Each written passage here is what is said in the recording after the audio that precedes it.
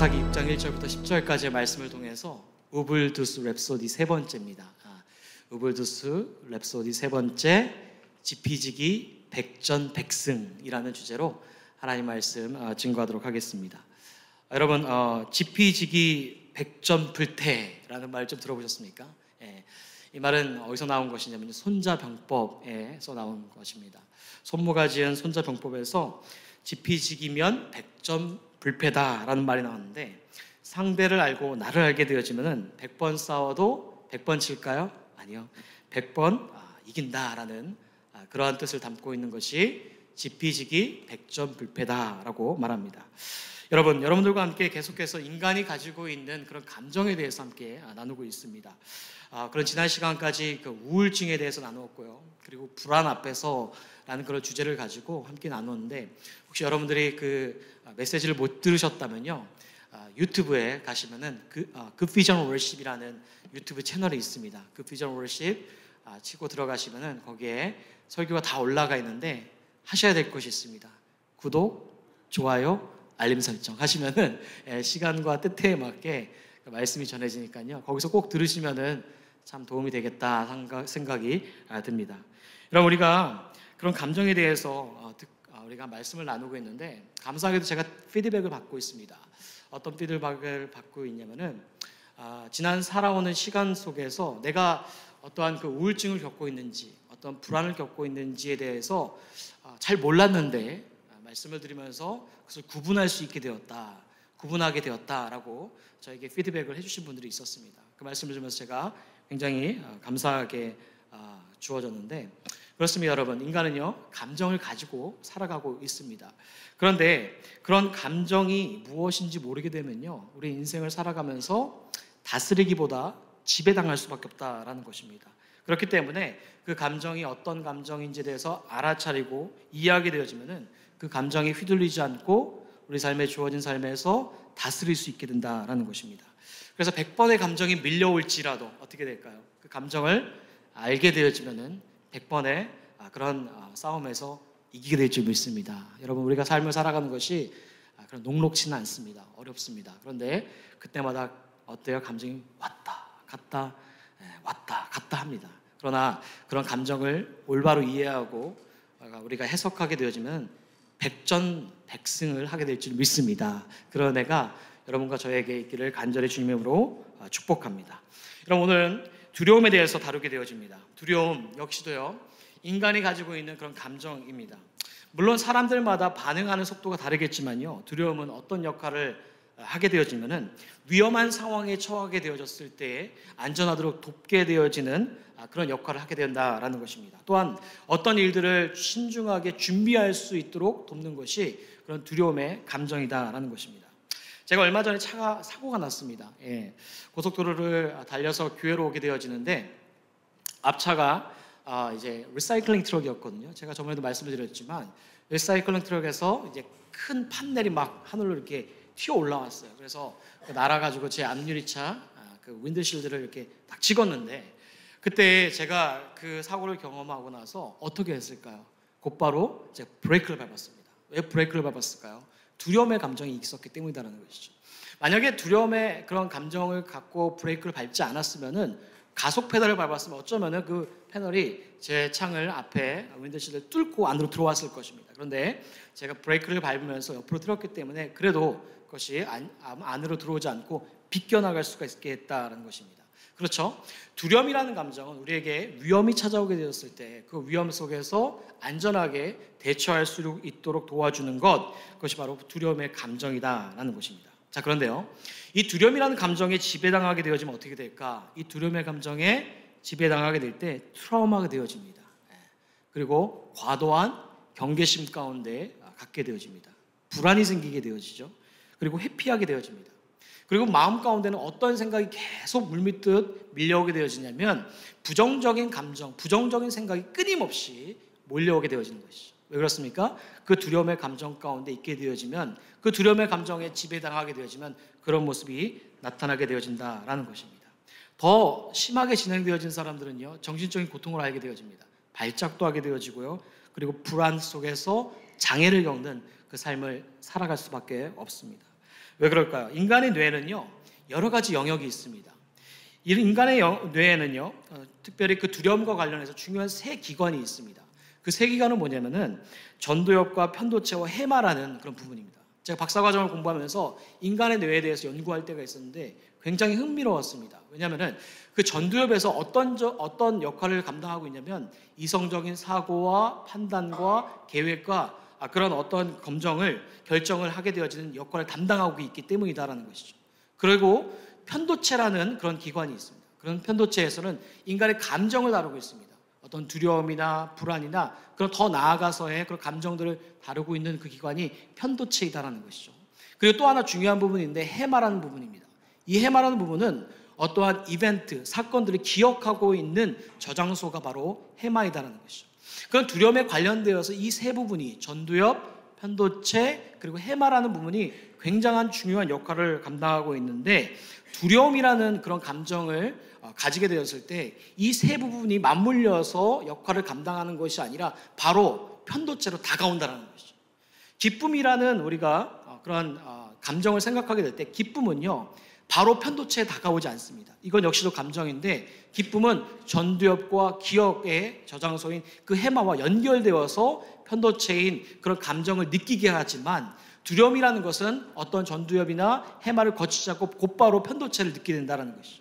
그래서 모든 감정 중에서 어떠한 사건을 우리가 스쳐 지나기만 해도 그리고 보기만 해도 두려운 감정이 물밀도 올려오고 공포 가운데 다가오게 되어지는 것은 바로 이 두려움이 편도체로 곧바로 연결되어져 있기 때문이다라는 것입니다. 그렇기 때문에 두려움에 빠진 사람들은 특징이 있습니다. 어떤 특징이 있냐면 아무리 논리적으로 설명을 해도 아무리 좋은 기억을 말해도요 들을까요? 안 듣습니다. 회피합니다. 아무리 논리적으로 이성적으로 설명을 해도 그게 먹히지가 않습니다. 그렇게 좋았잖아, 그때의 그런 기억이 있잖아 말을 해도 두려움에 가진 자에게는 그 기억이 먹히지가 않는다는 것이죠. 왜 그럴까요? 그 두려움은 인간이 즉각적으로 느끼게 되어지는 감정이기 때문이다라는 것입니다. 자, 그러니까 두려움에는 두 가지 이중적인 그런 면이 있습니다. 한 가지 건강한 것은요, 건강한 두려움 가운데는 자신을 보호하게 되어지는 그런 신중하게 결정하게 되어지는 그러한 기능이 있고 또 한 가지 그런 두려움의 모습은 건강하지 않은 두려움인데 그것은 인간의 행동과 정신에 큰 영향을 미쳐서 삶의 어려움을 혼란을 겪게 되어지는 것이 바로 두려움의 모습이다라는 것입니다. 자, 그렇다면은 언제 이 두려움이라는 감정을 느끼게 되어졌을까? 바로 오늘 본문 속에서 인간이 가지고 있는 그 두려움이란 두려움의 모습들을 드러내고 있습니다. 오늘 사사기의 말씀인데 그 사사기의 말씀 속에서는 바로 그 통하여서 인간이 가지고 있는 두려움의 모습들을 우리에게 보여주고 있다라는 것입니다. 특별히 오늘 본문 속에 나온 그 인물은요 기드온이다라는 것이죠. 기드온은 사사입니다. 사사는 당시에 이스라엘 백성들을 정치적으로나 영적으로 다스리는 그런 중요한 역할을 했던 지도자가 바로 사사였습니다. 본래 이스라엘에는요 왕이 있었을까요? 없었을까요? 없었죠. 그죠? 왜냐하면 하나님께서 왕이 되셨기 때문이라는 것이죠. 그래서 하나님께서 이스라엘 백성들에게 원한 것은 내가 왕이니 나를 보고 따라와라 라고 했지만 언제나 이스라엘 백성들 가운데서는 왕을 원했고 그 우상을 원했고 사람으로 왕을 대신 삼았던 그들의 모습이었습니다. 때문에 그들의 모습 속에서는 언제나 어려움을 겪고 있었다는 것이죠. 고통을 겪고 있었다라는 것입니다. 그런데 하나님께서는 그들을 그냥 내버려 두지 않았다는 것이죠. 고통을 겪고 고난을 겪는 상황 속에서 하나님이 그때마다 누구를 일으키시냐면은 사사를 일으켰다는 것이죠. 그 사사를 일으켜서 전쟁이나 어려움 가운데 극복할 수 있도록 바로 사사를 일으켜서 돕게 하셨다라는 것입니다. 그 사사 중에 한 인물이 바로 기드온이다라는 것입니다. 그런데 그런 기드온이 사사로 부름을 받았을 때 어땠냐면 두려움이 굉장히 많았다라는 것입니다. 오늘 본문 속에서 담고 있는 그가 두려움이 무엇인지 하나씩 보여주고 있는데 여러분 이 시간에 하나씩 우리가 살펴볼 수 있기를 소원합니다. 첫 번째는 뭐냐면요 외부 위협에 대한 두려움이 있었습니다. 오늘 2절과 3절 말씀인데 함께 읽도록 하겠습니다. 시작. 미디안의 손이 이스라엘을 이긴지라 이스라엘 자손이 미디안으로 말미암아 산에서 웅덩이와 굴과 산성을 자기들을 위하여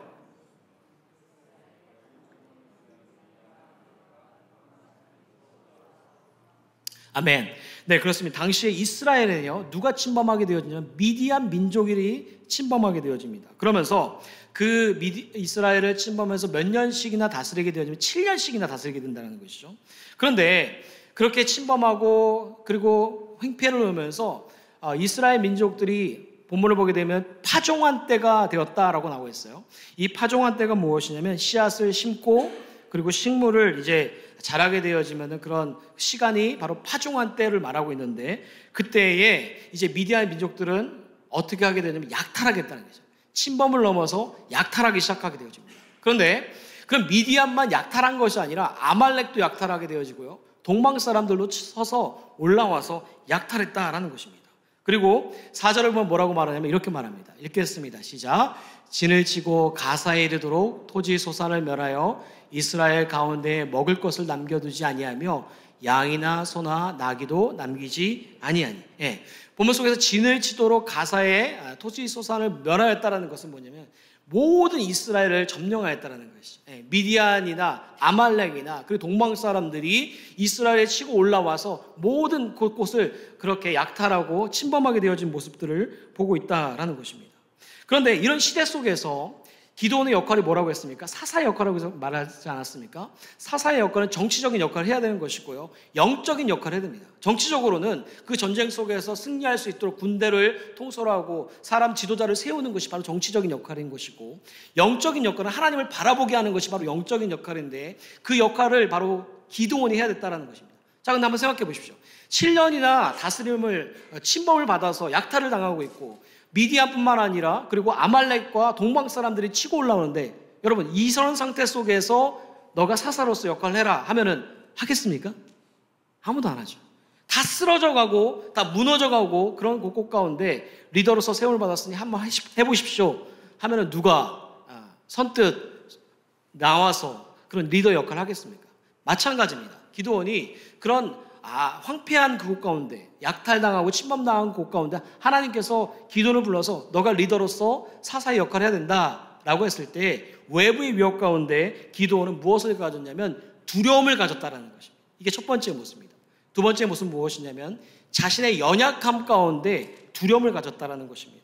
오늘 본문을 읽지는 않았지만 사사기 6장 15절에 이런 말씀이 있습니다. 읽겠습니다. 시작. 그러나 기드온이 그에게 대답하되 오 주여, 내가 무엇으로 이스라엘 구원하리이까? 보소서 나의 집은 므낫세 중에 극히 약하고 나는 내 아버지 집에 가장 작은 자이다 하니. 여러분 기드온이 뭐라고 말하고 있습니까? 기드온이 말하는 것은요, 내 가문이 므낫세 지파 중에서 가장 강하다고요? 약하다고 했어요. 가장 약하다고 말합니다. 그리고 또 뭐라고 말합니까? 가장 작은 자이다라는 것이죠. 여러분 기드온이 말한 건요, 이건 자신이 겸손하기 때문에 겸손의 말을 내뱉는 것이 아닙니다. 실제적으로 기드온은 굉장히 약한 중에 작은 그 가문 중에 태어났기 때문에 이렇게 실제적으로 말하고 있다라는 것입니다. 우리의 말로 바꿔서 말하게 되어지면은 하나님 보십시오, 우리 집안은요 형편없어요. 가난하고요, 보잘것없습니다. 그런데 이런 출신과 배경 속에서 내가 사사의 역할을 하라고요? 내가 사사의 역할을 할 수 있다고요? 자신의 연약함에 대해서 그런 두려움 가운데 하나님께 토로하고 있다라는 것입니다. 자, 세 번째 무엇일까요? 세 번째는요, 과거의 실패와 상처에 대한 두려움이 있었다라는 것입니다. 13절 말씀인데요, 읽겠습니다. 시작. 기드온이 그에게 대답하되 오 나의 주여, 여호와께서 우리와 함께 계시면 어찌하여 이 모든 일이 우리에게 일어났나이까? 또 우리 조상들이 일찍이 우리에게 이르기를 여호와께서 우리를 애굽에서 올라오게 하신 것이 아니냐 한 그 모든 이적이 어디 있나이까? 이제 여호와께서 우리를 버리사 미디안의 손에 우리를 넘겨주셨나이까 하니. 하나님께서 약속하셨기 때문에 애굽에서 우리를 출애굽하게 하시고 가나안 땅에 들어오게 하신 거 아닙니까? 우리 조상들에게 그것을 약속하신 것이 아닙니까? 그런데 우리를 버리신 건 아니에요. 7년 동안 미디안의 손에 팔리게 하시고 미디안의 손 가운데 침범을 당하고 약탈당하게 한 것, 하나님 우리를 버린 것 아닙니까? 그런 수많은 그 7년이라는 시간 속에서 무엇이 있는 것입니까? 실패가 있는 거예요. 마음의 상처가 있는 것입니다. 그 가운데 두려움 가운데 나를 사사로 부르셨다라고요? 말도 안 됩니다. 그런 과거의 실패의 상처에 대한 두려움을 가진 바로 기드온의 모습을 보여주고 있다라는 것입니다. 여러분, 네 번째는 무엇일까요? 네 번째는 거절에 대한 두려움이 있었다라는 것입니다. 27절을 보면 이렇게 말합니다. 읽겠습니다. 시작. 이에 기드온이 종 10사람을 데리고 여호와께서 그에게 말씀하신 대로 행하되 그의 아버지의 가문과 그 성읍 사람들을 두려워함으로 이 일을 감히 낮에 행하지 못하고 밤에 행하니라. 네, 그의 아버지의 가문과 그 성읍 사람들을 두려워함으로 이 일을 감히 낮에 행하지 못하고 밤에 행하니라. 네, 하나님께서 기드온에게 명령하십니다. 말씀하세요. 무엇을 말씀하시냐면은 너희가 바알의 제단을 헐어버리고 아세라상을 찍어버려라 라고 하나님께서 기드온에게 명령하십니다. 기드온은 그걸 듣습니다. 그런데 그것을 듣고 나서 언제 행하게 되어지냐면 사람들이 보이지 않는 때 행하고 있다는 것이죠. 사람들이 낮에 활동하고 낮에 집안 사람들과 가족들이 있기 때문에 그때 거절당할 수도 있으니까 어떠한 시선 때문에 두려움으로 말미암아 언제 행했다고 있습니까? 밤에 행했다는 것이죠. 왜 그렇습니까? 사람들의 말미암아 거절을 당할까 봐 두려워하는 그 마음이 있었다는 것입니다. 한번 생각해 보십시오. 혹시 불교의 그런 종교를 전에 가지신 분들 계십니까? 여기 없으시네요. 다 모태신앙이거나 그런 기독교 신앙을 가지신 분들인데, 만약에 가족 중에 불교의 신자분들이 있는데 낮에 가가지고 불상을 다 버리고 다 부수고 하게 되어지면은 그 부모가 뭐라고 할까요? 미쳤냐고 하겠죠. 어쩌면 그것을 다 맞겠죠. 거절하겠죠. 마찬가지입니다. 이 기드온이 어떤 아세라 목상과 그리고 바알 제단을 헐어버리고 했을 때 낮에 하지 못한 것은 부모의, 가족의, 그런 마을 사람들의 거절에 대한 두려움이 있었다라는 것입니다. 이것이 바로 기드온이 가진 거절의 모습입니다. 다섯 번째 무엇일까요? 다섯 번째는요, 불확실한 미래에 대한 그러한 두려움이 있었다라는 것입니다. 6장 36절부터 37절까지의 말씀인데 이건 제가 한번 읽도록 하겠습니다. 기드온이 하나님께 여쭈되 주께서 이미 말씀하신 같이 내 손으로 이스라엘을 구원하시려거든 보소서 내가 양털 한 뭉치를 사장마당에 두리니 만일 이슬이 양털에만 있고 주변 땅은 마르면 주께서 이미 말씀하신 같이 내 손으로 이스라엘을 구원하실 줄을 내가 알겠나이다 하였더니, 네, 기드온이 하나님께서 너 사사로 부름 받았어 라고 말했을 때 표징을 구합니다. 어떤 표징을 구합니까? 양털 한 뭉치에 그리고 이슬에 대한 그런 표징을 구한다는 것이죠. 양털 한 뭉치를 마당에 두었을 때에 이슬이 양털에만 있고 주변 땅이 마르면 주님께서, 하나님께서 나를 사사로서 부르심을 제가 알겠습니다. 구원하실 그러한 사사로 부르심을 제가 알겠습니다 라고 하는 그런 표징에 대해서 구하는 것을 보게 됩니다. 왜 이렇게 기드온이 마지막까지 이렇게 표징을 구하며 나아갔을까요? 그것은 자신이 사사로서 부름받은 것이 아닌데, 내가 마땅히 감당할 수 있는 역할이 아닌데, 그런 불확실한 미래에 대한 두려움을 가지고 있었기 때문에 하나님께 이렇게 나아가 말씀을 이렇게 구하고 있다라는 것입니다. 여러분, 기드온의 모습들을 보십시오. 기드온의 모습들을 보게 되어지면 그런 기드온이 가진 두려움의 모습은 무엇입니까? 외부 위협에 대한 두려움이 있었습니다. 그리고 자신의 연약함에 대한 두려움이 있었습니다. 과거 실패의 상처에 대한 두려움이 있었고, 그리고 거절과 불확실한 미래에 대해서 그런 두려움을 가지고 있었다라는 것입니다. 자, 그런데 이런 두려움의 모습이 기드온에게만 주어지는 것인가? 생각해 보십시오. 이런 두려움의 모습은요, 기드온에게만 주어진 것이 아니다라는 것이죠. 우리가 일상을 살아가는 평범한 삶 속에서 지극히 평범하게 겪고 있는 두려움의 모습이라는 것이죠. 외부 위협이나 자신의 연약함이나 과거 실패 상처나 거절이나 불확실한 미래는 기드온만 겪고 있는 것이 아니라 우리가 현대를 살아가는 그 시점 속에서, 그 시간 속에서 아주 지극히, 아주 평범하게 겪고 있는 그런 두려움의 모습이다라는 것입니다. 여러분, 외부 위협에 대한 그런 두려움을 경험하신 적 있으십니까? 저는 있습니다. 제가 경험한 적이 있는데요. 제가 중학생 때 저희 아버지가 좀 사업을 하셨거든요. 사업을 했는데 그때 이제 저희 아버지 사업장에 누가 왔냐면 건달들이 들어왔어요. 건달들이 들어와가지고 막 금고통을 막 가져가려고 했습니다. 근데 저희 아버지가 어떻게 하는지 아십니까? 그 금고통을 붙잡고 절대 못 줘 하면서 밖으로 나가셨어요. 근데 그 사업장 안에 누가 있었는 줄 아십니까? 저와 저희 어머니만 둘만 있었습니다. 아버지는 나가셨는데 저와 저희 아버지, 저희 어머니가 둘이서 그 건달들과 같이 있었습니다. 이 사람들이 저희에게, 우리 가족에게 해하면 어떡하지? 하는 그런 외부의 위협에 대한 그 두려움이 확 물밑으로 올라오게 되어지는 그런 시간들을 겪게 되었습니다. 다행히 그런 건달들이 다시 찾아오지 않아서 감사하게도 그 시간을 잘 지나갈 수가 있었는데, 갑자기 건달들이 왔을 때 우리 어머니와 저의 눈동자는요, 굉장한 두려움 가운데 있었던 적이 있었다라는 것입니다. 여러분, 또 자신의 출신과 배경에 대한 연약함에 두려움을 가질 때가 있지 않습니까? 우리의 집안이 조금 더 형편이 좋았으면 내가 이 정도까지 이것을 넘어서 더 나은 사람이 될 수 있었을 텐데 그러한 자신의 연약함 가운데 토로할 때가 있지 않습니까? 저는 국민학교 때 피아노를 너무 배우고 싶었었어요. 그래서 어떻게 했냐면 이제 피아노 학원을 갖고 싶었습니다. 왜냐하면 제가 다녔던 그 교회의 따님이 목사님 따님이 피아노를 배웠거든요. 그게 너무 아름다운 거예요. 멋있는 거예요. 그래서 저희 어머니한테 그때 엄마 나도 피아노 치고 싶어 했어요. 근데 저희 집은 이제 충청남도 당진군 송산면 송산리 가난했다고 했잖아요. 농촌에 살았는데 야 피아노 가르칠 돈이 어딨냐 하면서 못 배웠습니다. 예. 그런 가난에 대한 어떠한 이제 저 안에 그런 연약함들이 있었는데 제가 그래가지고 커가지고 그게 한이 되는 거예요. 한이 돼가지고 스스로 피아노 학원을 갔어요. 끊었어요. 한 2달 끊었거든요. 근데 잘 안 되더라고요. 그래서 한 2개월 하다가 말았는데 이렇죠. 예. 어떠한 자신의 연약감, 출신이나 배경에 대한 그런 연약감을 가진 사람도 있지 않습니까? 예. 또한 어떠한 무능함에 대해서 깊은 두려움을 가진 분들 계십니다. 한국에서는 잘 나갔던 사장님이시고요. 그리고 어떤 대학의 유명한 스카이 대학 나오신 분인데 어떻습니까? 미국에 오게 되어지면 from the scratch가 됩니다. 한국에서 내가 쌓아왔던 경력이나 한국에서 쌓아왔던 그 학력들이 미국에 오게 되어지면 모든 것이 from the scratch로 시작되어지는 경우가 너무 많아요. 왜 그렇습니까? 영어가 되지 않기 때문에.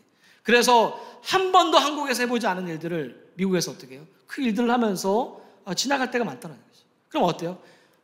나는 뭔가? 나는 지금 실패자인가? 나는 지금 뭐 하고 있는 것인가? 그런 자신의 연약감 가운데 빠질 때가 많다라는 것입니다. 여러분 또 어떤 두려움이 있습니까? 과거의 실패가 상처가 되어서 두려움이 될 때가 있습니다. 현대시대도 마찬가지죠. 뉴스를 보셔서 아시겠지만 송도에서 어떤 일이 일어나는지 아십니까? 60대 아버지가요 아들을요 총으로 쐈어요. 근데 어떻게 쐈냐면요 자신이 이제 제작한 총을 가지고 아들을 쏜 거예요. 근데 그때가 언제냐면은 자신의 생일을 축하하기 위해서 며느리와 손주와 그 자녀들이 함께 모여서 그런 이제 시간을 보내고 있는데 모르겠습니다. 이분이 정신적으로 문제가 있는지 모르겠지만 자신이 제작한 총을 가지고 자신의 아들을 쏴버렸어요. 여러분 거기에 누가 있었다고 말했습니까? 거기에 손주들이 있었다고 했잖아요. 자녀들이 있다고 했잖아요. 이 자녀들이 손주들이 그 시간이 지나갈 때 가정에 대한 어떠한 생각을 갖겠습니까? 가정에 대한 두려움을 갖는 거예요. 가정에 대한 실패함을 갖는 거예요. 가정에 대한 상처를 갖는 것입니다. 이러한 극단적인 이야기가 아니어도 어떻습니까? 우리의 삶 속에서 과거의 실패와 상처로 말미암아 그 두려움이 계속적으로 반복함으로 말미암아 내가 어떤 일을 시도하려고 해도 그것이 작동됨으로 말미암아 일을 하지 못할 때가 많이 있다라는 것입니다. 그리고 어떠한 것들이 있습니까? 거절에 대한 두려움도 있습니다. 거절에 대한 두려움은요 저에게 굉장히 많습니다.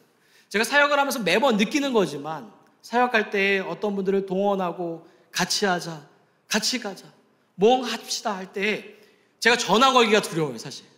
왜? 거절당할까 봐. 이런 저에게 거절당할까 봐 두려운 마음이 있어요. 그래서 전화를 걸까 말까 이러한 거절에 대한 두려움도 현대를 살아가는 시간 속에서 있다는 거죠. 저가 아닐지라도 어떠한 타인으로 말미암아 시선과 평가의 그 거절을 가질까 봐 두려워하는 마음들이 있는 것은 사실이지 않습니까? 그런 모습들이 우리가 평범하게 지극히 일상을 살아가는 시대 속에서도 갖게 되어진다라는 것입니다. 또 어떤 두려움이 있을까요? 불확실한 미래에 대한 두려움이 있습니다.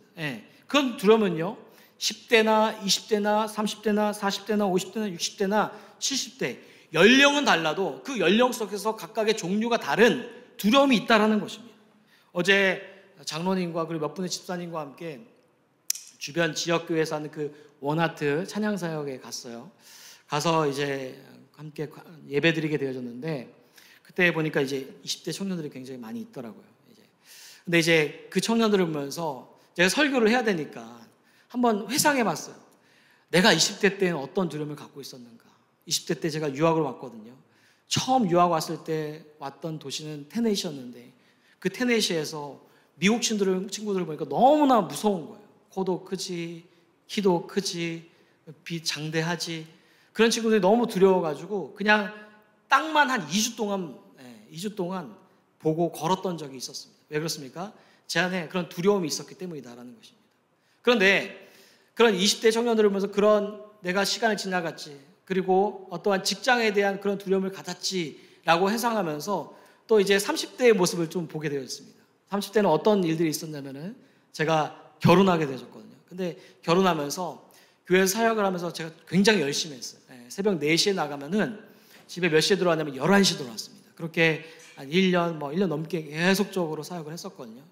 근데 이제 제 아내가 집에 혼자 있잖아요. 그때 첫째 아이 임신하고 혼자 있었는데 제 아내와 굉장히 많이 다투었습니다. 지금도 있지만 다투었는데 제 아내가 여권을 몇 번 꺼낸지 아십니까? 5번을 꺼냈어요. 5번. 뺐다, 집어넣었다. 뺐다, 집어넣었다. 뺐다, 집어넣었다. 이렇게 5번을 꺼내더라고요. 그래서 이런 이야기들을 어제 찬양 집회 가는 집사님들과 함께 나누면서 했는데 한 집사님이 저한테 이러더라고요. 아이고 목사님 또 집에 가면 목사님 사모님 또 여권 꺼내겠네 이러시더라고요. 그런 생각을 가지고 그럴 수도 있겠다. 그때 막 두려움이 막 물밀어 오는 거예요. 그런 생각을 가지고 다시 이렇게 집에 들어가면서 굉장히 겸손하게 들어갔어요. 그러면서 아내에게 그날은 굉장히 말을 많이 걸었어요. 제가 피곤하면 그냥 자거든요. 근데 오늘 무슨 일이 있었어? 잘 있었어? 아이들은 어땠어? 주저리 그런 이야기 다 들었습니다. 그러다가 혼자 이렇게 잤는데 어쨌든 그때 물어봤어요. 여보 그때 당시에 여권 5번 꺼냈지? 물어봤거든요. 아니 10번 꺼냈어. 여러분 제 아내에게 왜 이런 일들이 계속 반복적으로 일어났을까요? 내가 이 남자와 살 수 있을까? 내 미래가 어떨까? 그런 불확실한 미래에 대한 두려움이 있었던 것입니다. 그렇습니다, 여러분. 우리가 살아가는 이 시대 속에서는요, 두려움은요, 연령이 다른 그 세대 가운데 없는 게 아니라 그 두려움의 종류가 다르다는 것이죠. 이 시대 속에서도 지극히 경험하게 되어진 것이 바로 두려움이고, 그런 두려움에 사로잡혀지게 되어지면은 인생이 어떻습니까? 굉장히 어려운 시간을 지나가게 되어진다라는 것입니다. 자, 그런데요, 그런 두려움이 기도원에게도 있었고 우리의 삶, 지극히 평범한 삶 가운데서 두려움의 모습이 있는데, 자 그런데요, 그런 기도원은요 사사로서 부름을 받고 있었을 때 그 수많은 두려움이 있었지만 사사로가 됐을까요? 안 됐을까요? 사사였잖아요, 그죠? 사사가 되었어요. 어떻게 되어졌을까요? 그건요, 수많은 두려움이 있었고, 그리고 그 두려움 환경 속에서 사사로 나아갈 수 있었던 것은 무엇인가? 첫 번째는 바로 기도원은요, 두려움의 근원이 무엇인지 정확히 알고 있었다는 거죠. 기억하시길 바랍니다. 두려움이 기도원에게 물밀듯 몰려오고 많이 있었지만 그는 그 두려움의 근원인지 무엇인지 정확히 알고 있었다는 것이죠. 그런 기도원에게 어떤 두려움이 있었습니까? 외부 위협에 대한 두려움이 있었어요.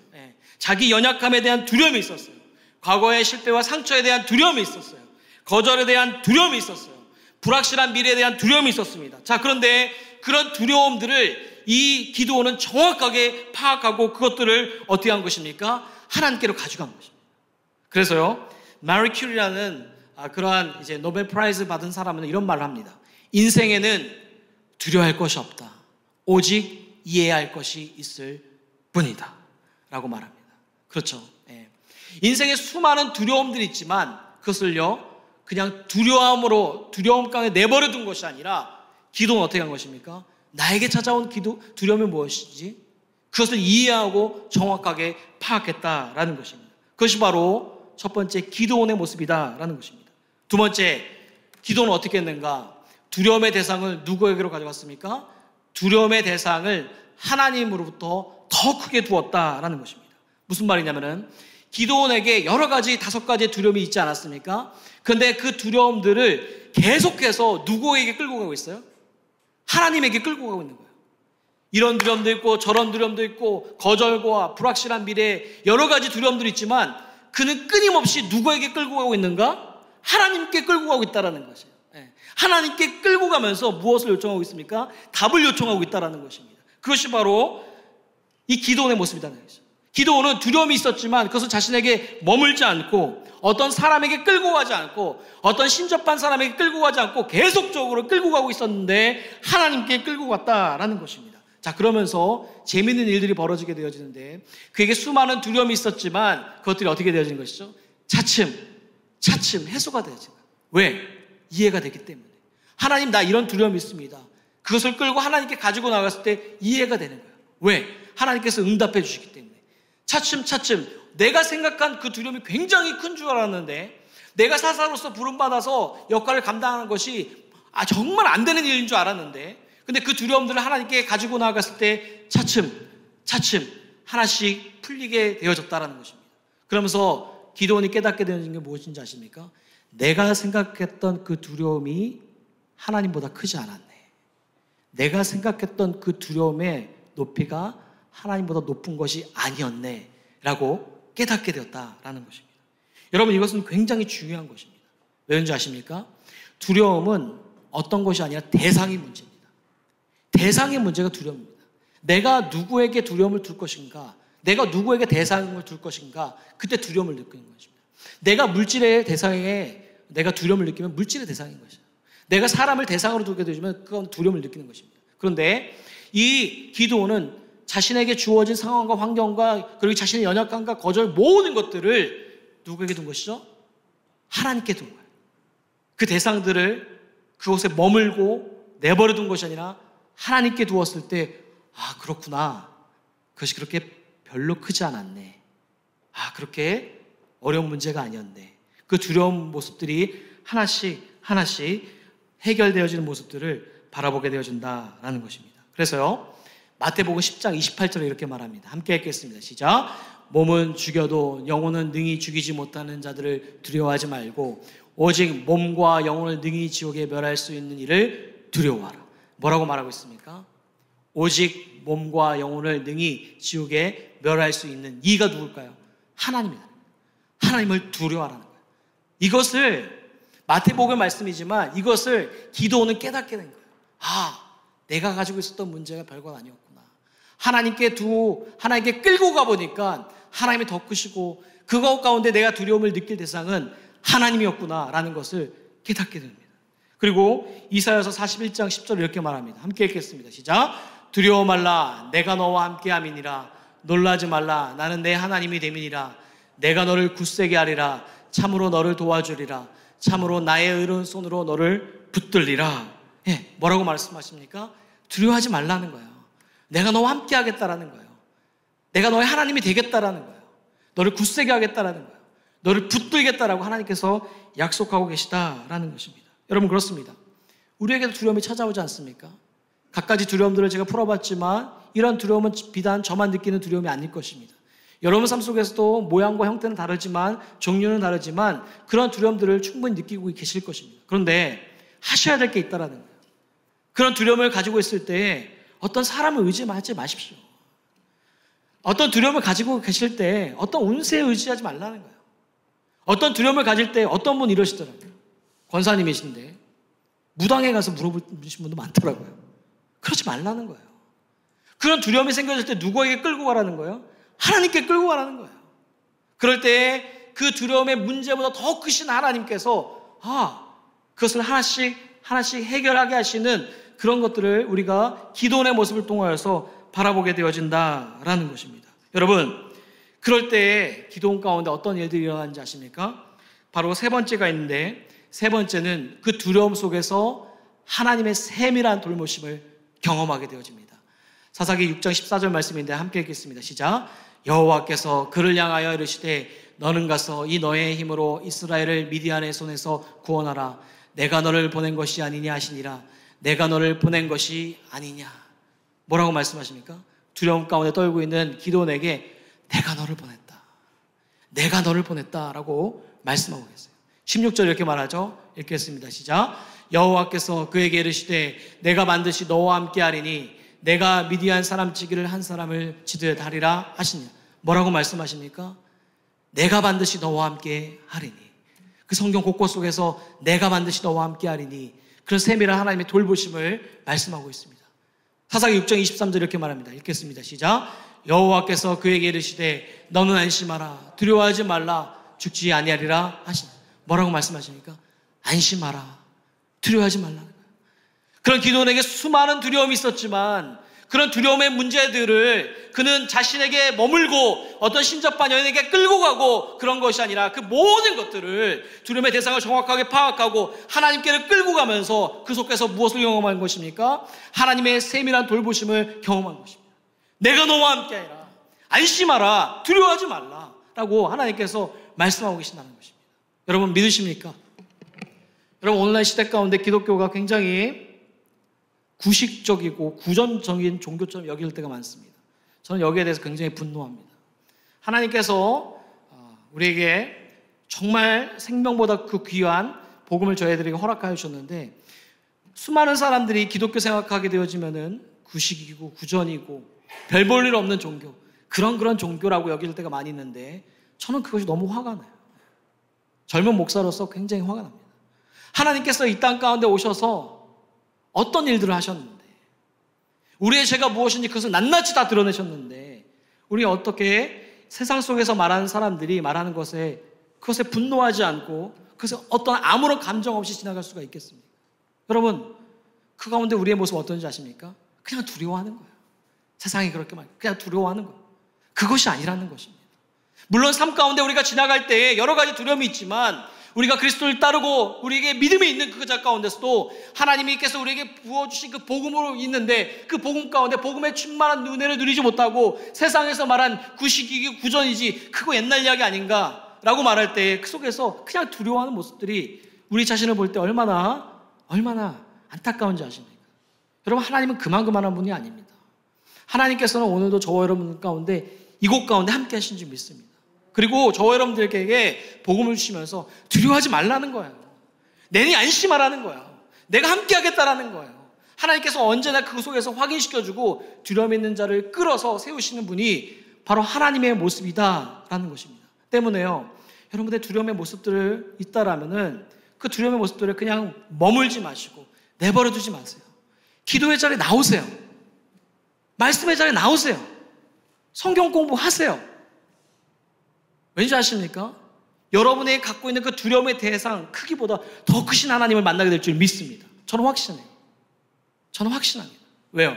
거기서 더 크신 하나님을 제가 만났기 때문입니다. 저는 믿습니다. 때문에 여러분 이 두려움의 모습들을 여러분 삶에서 겪게 되어졌을 때 내버려 두지 마시고 기드온이 했던 것처럼 그 두려움의 근원이 무엇인지 정확하게 파악하시고 그 두려움의 근원들을 하나님께 끌고 나아가 기도의 자리, 하나님과 독대하는 자리, 하나님과 만나는 자리 가운데 더 크신 하나님으로 말미암아 풀게 하시는 세밀하게 돌보심을 경험하시는 저와 여러분들 되기를 주님의 이름으로 간절히 축복합니다. 굿비전 워십 김석인 목사님의 설교 영상을 시청해 주셔서 감사합니다. 더 많은 설교를 듣기 원하시는 분들은 유튜브 굿비전 워십 채널을 방문해 주시며 구독하시면 더욱 풍성한 말씀을 받아보실 수 있습니다. 한 주간도 주님 안에서 은혜와 평강이 넘치세요.